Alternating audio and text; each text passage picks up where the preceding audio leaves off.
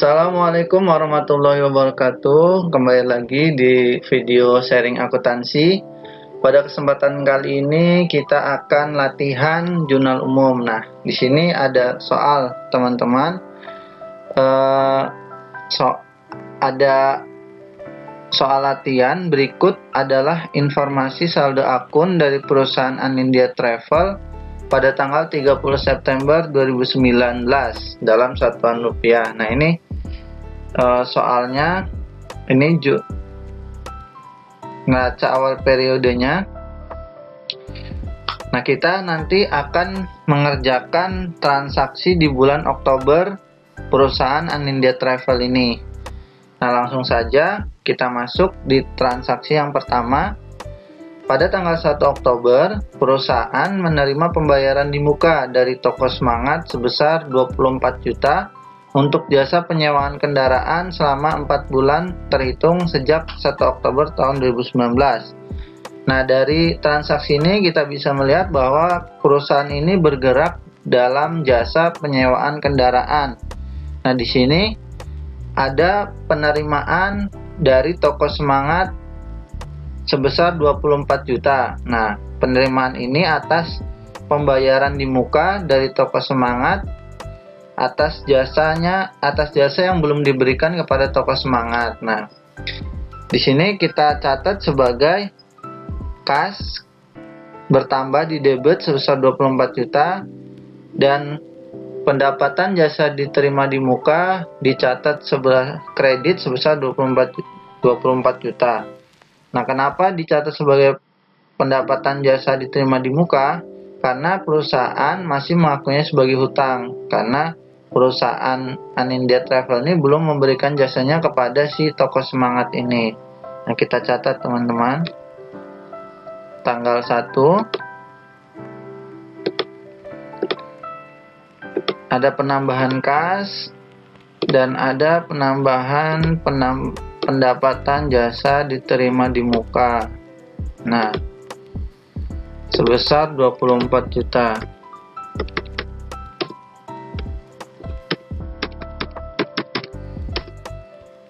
Lanjut ke transaksi berikutnya. Masih di tanggal 1 Oktober 2019, perusahaan membayar tunai premi asuransi kendaraan sebesar 12 juta untuk masa polis selama 1 tahun. Nah, di sini ada pembayaran asuransi dibayar di muka karena untuk berjangka waktu 1 tahun, maka perusahaan mencatatnya itu masih sebagai aset lancar. Maka asuransi dibayar di mukanya itu bertambah dan kasnya berkurang sebesar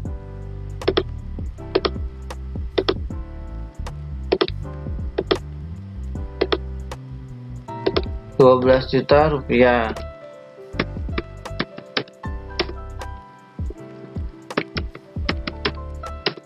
Oke, lanjut transaksi selanjutnya.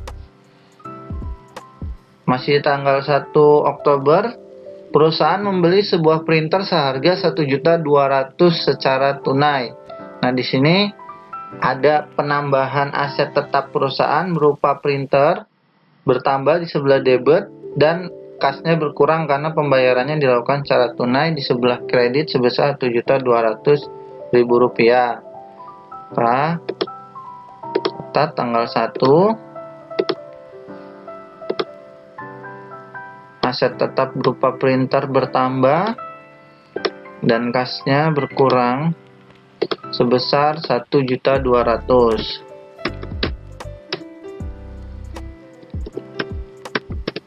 Oke, lanjut ke transaksi selanjutnya.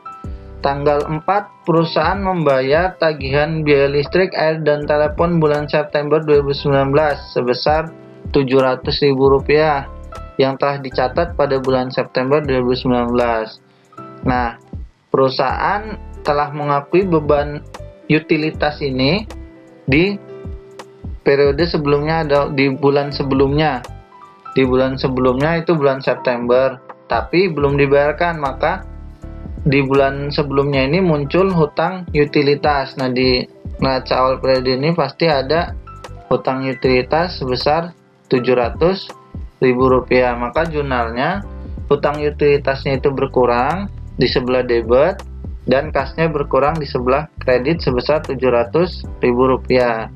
Catat tanggal 4. Utang utilitas pada kas sebesar Rp700.000.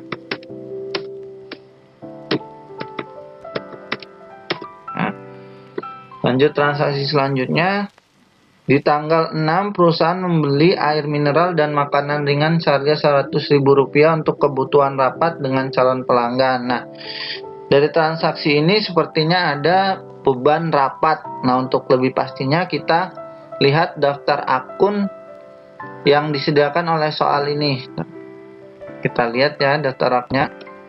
Nah, di sini yang sesuai dengan transaksi tersebut yaitu beban rapat dan jamuan tamu. Berarti adanya penambahan beban rapat dan jamuan tamu sebesar Rp100.000 dan adanya pengurangan kas sebesar Rp100.000 di kredit. Tanggal 6.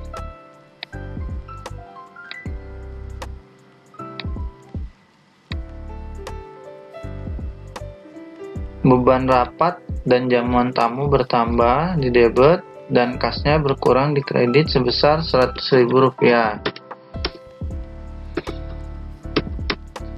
Oke, lanjut transaksi selanjutnya. Balik lagi ke soal. Di tanggal 8 perusahaan menerima pembayaran sebesar 1 juta atas jasa pengiriman barang yang telah diselesaikan pada akhir bulan September 2019. Nah, dari transaksi ini berarti pendapatan jasa perusahaannya ini sebesar 1 juta telah diakui di bulan sebelumnya. Nah, maka pasti tapi belum dibayarkan oleh si pelanggannya. Maka pasti timbul piutang usaha di bulan sebelumnya sebesar 1 juta. Nah, kita lihat di neraca awal periodenya. Nah, ini ada piutang usaha sebesar 1 juta. Maka jurnalnya karena telah dibayarkan, maka piutang usaha perusahaan ini berkurang di sebelah kredit sebesar 1 juta dan kasnya bertambah di sebelah debit sebesar 1 juta. Kita catat tanggal 8. Kasnya bertambah, piutang usahanya berkurang sebelah kredit besar Rp1 juta.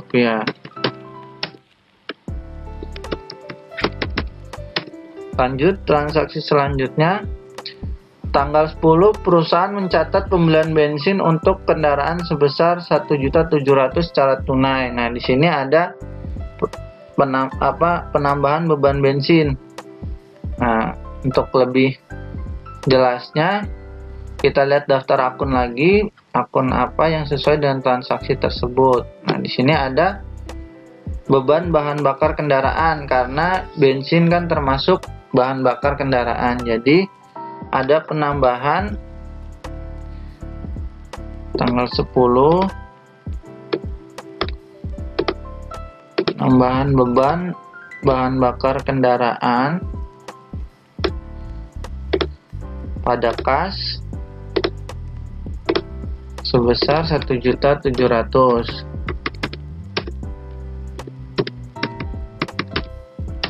Oke, lanjut transaksi selanjutnya. Pada tanggal 14, perusahaan membeli 5 buah kartu e-tol dan mengisi saldo e-tol sebesar Rp200.000 untuk masing-masing kartu. Nah, instruksi dari soal ini, transaksi ini dicatat sebagai beban. Maka adanya penambahan beban tol. Nah, kita lihat akun yang sesuai dari transaksi ini. Ini beban tol dan parkir kendaraan. Berarti adanya tambahan beban tol dan parkir kendaraan sebesar Rp200.000 dikali dengan 5 kartu ini, karena belinya 5 buah kartu dan masing-masing diisi dengan saldo sebesar Rp200.000. Maka jumlah totalnya yaitu 1 juta. Dicatat tanggal 14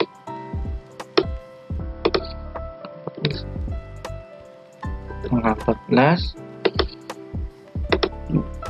Beban tol dan parkir pada kas sebesar 1 juta. Ini 200.000 dikali 5 karena jumlah kartunya ada 5. Oke, lanjut transaksi selanjutnya. Pada tanggal 15, perusahaan mencatat pendapatan dari jasa penyewaan kendaraan dan pengiriman barang sebesar 20 juta secara tunai. Berarti kas bertambah sebesar 20 juta dan pendapatan jasanya bertambah di sebelah kredit sebesar 20 juta. Tanggal 15. Kas bertambah dan pendapatan jasa bertambah.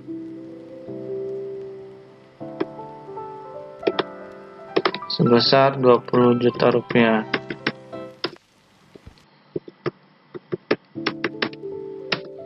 Oke, lanjut.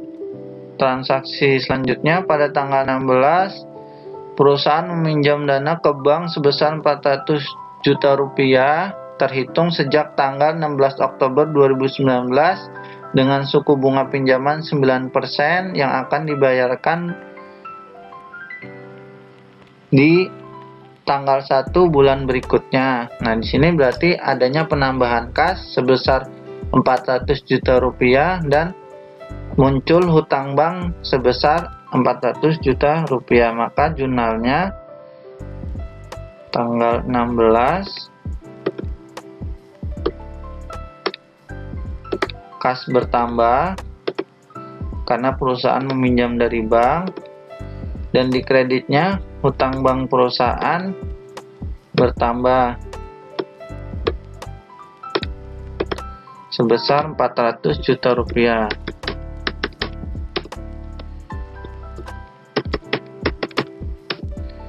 Oke, lanjut transaksi selanjutnya. Tanggal 18, perusahaan membayar biaya tambal ban kendaraan yang bocor sebesar 100.000 secara tunai. Nah, di sini berarti ada penambahan perbaikan kendaraan. Nah, kita lihat akun yang sesuai dengan transaksi tersebut.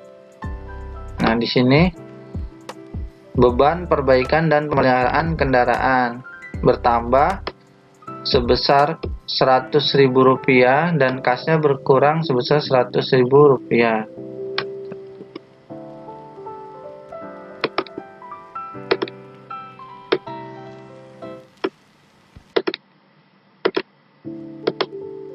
Beban perbaikan dan pemeliharaan kendaraan pada kas sebesar 100.000 rupiah.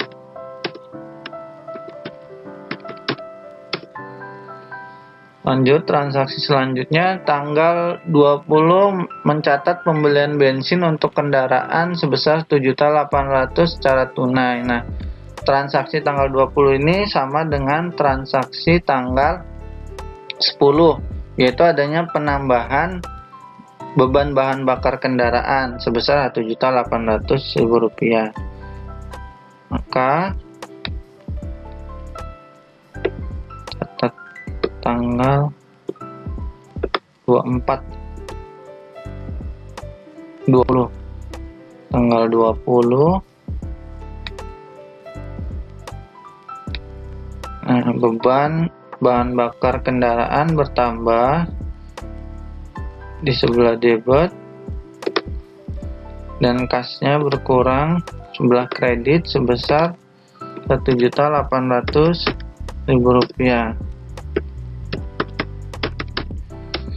Oke, lanjut transaksi berikutnya. Tanggal 24, perusahaan mengisi e-tol sebesar 2 juta rupiah dikarenakan saldo e-tol sebelumnya telah terpakai semua. Nah, tanggal 24 ini ada keterkaitan dengan tanggal 14 ini. Nah, instruksi dari soal dicatat sebagai beban, maka di sini juga harus dicatat sebagai beban karena harus konsisten. Kalau dalam akuntansi adanya konsistensi pencatatan. Kalau di awal udah dicatat sebagai beban, kalau ada transaksi yang berkaitan dengan transaksi tersebut juga harus dicatat sebagai beban juga kalau awalnya dicatat sebagai beban.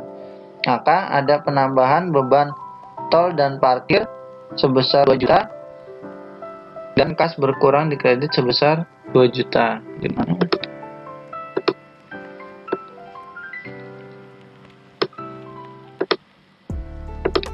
Beban tol dan parkir pada kas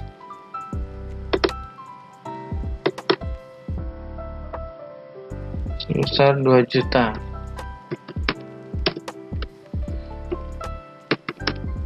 Oke. Transaksi selanjutnya tanggal 25 perusahaan mencatat pendapatan dari jasa rental kendaraan dan pengiriman barang sebesar 50 juta secara tunai. Berarti jurnalnya adanya kas bertambah tanggal 25, kas bertambah di debit dan pendapatan jasa perusahaan bertambah di kredit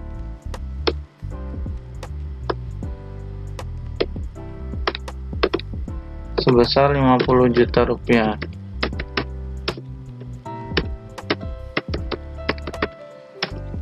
Oke, lanjut transaksi berikutnya. Tanggal 26 perusahaan membayar biaya servis rutin kendaraan di Honda Service sebesar 3 juta rupiah secara tunai. Nah, tanggal 28 ini sama dengan tanggal 18 karena servis termasuk dalam pemeliharaan kendaraan. Jadi, adanya penambahan beban perbaikan dan pemeliharaan kendaraan sebesar 3 juta. Jurnalnya tanggal 28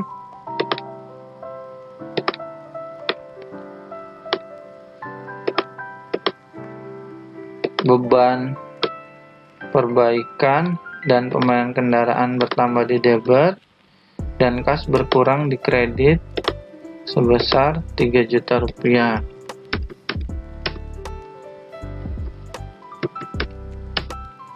Lanjut transaksi berikutnya. Tanggal 30 perusahaan mencatat biaya parkir kendaraan selama bulan Oktober 2019 untuk aktivitas operasional pengiriman barang sebesar 120.000 secara tunai. Nah, berarti di sini ada penambahan beban tol dan parkir karena parkir termasuk dari beban tol dan parkir bertambah di debit sebesar 120.000. Kita catat tanggal 30 beban tol dan parkir kendaraan bertambah di debit dan kas berkurang di kredit sebesar 120.000 rupiah.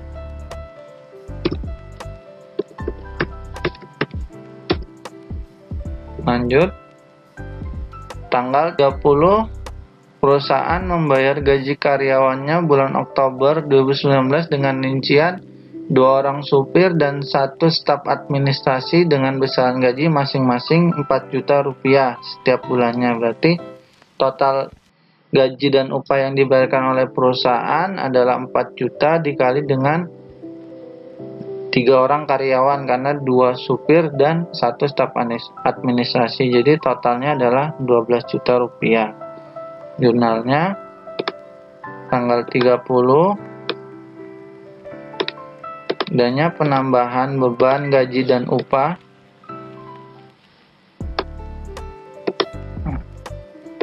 dan adanya kas berkurang di kredit sebesar 12 juta rupiah.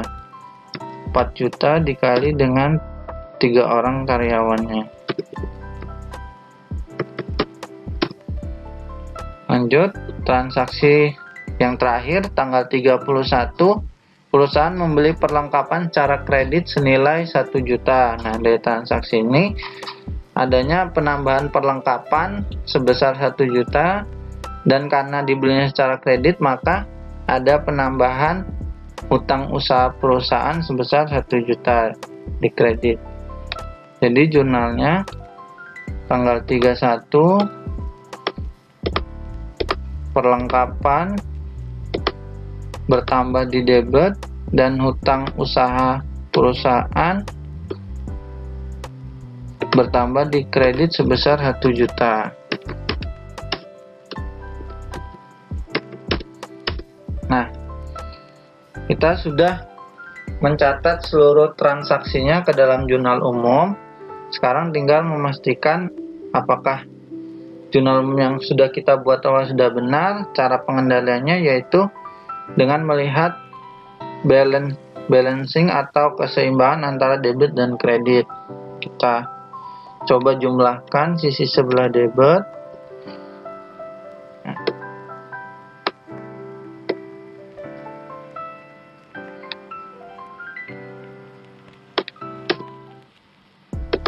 Nah, ini hanya untuk pengendalian saja, untuk mengecek apakah jurnal yang kita buat sudah benar. Nah, di sini adanya ketidakseimbangan. Nah, selisihnya yaitu 1 juta. Oh, ini belum sampai bawah. Oh ya. Nah, ternyata imbang. 1 juta utang usaha ini belum terhitung. Nah, ini jadi teman-teman imbang ya, balance antara sisi debit dan sisi kredit untuk jurnal umum pada latihan jurnal umum kali ini. Teman-teman bisa mendownload soalnya di kolom deskripsi untuk teman-teman coba latihan di rumah, dan nanti kunci jawabannya juga akan di-share untuk teman-teman pelajari di video kali ini. Nah, mungkin kalau ada pertanyaan, saran, atau kritik bisa dituliskan di kolom komentar. Saya cukupkan. Wassalamualaikum warahmatullahi wabarakatuh.